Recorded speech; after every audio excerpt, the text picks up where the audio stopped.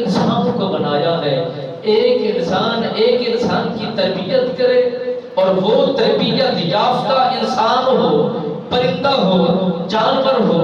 کوئی چیز بھی ہو، تو اس مالک کے اشاروں کو سمجھنے کے بعد اس پر مکمل طور پر اعتماد دیتی ہے وہ چیز، اور اپنا یقین دلاتی ہے وہ چیز، جس طرح کہ حضرت ابراہیم علیہ السلام سرکار نے پرندوں کی پرورش کرنے کے بعد پھر اشارہ فرماتے، وہ پہاڑ کی چوٹی پر بیٹھنے والا گواہ آپ کے اشاروں کو پاتے ہوئے آپ کے قدموں میں آ جایا کرتا تھا۔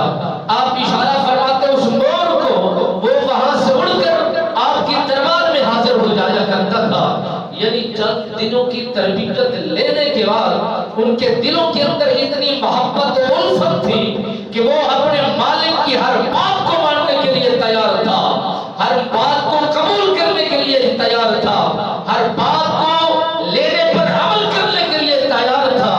ذرا اسی بات پر غور کریں، جس نے خلقت بنائی ہے، جس نے پورے جہان کو بنایا ہے، جس نے پوری کائنات کو بنایا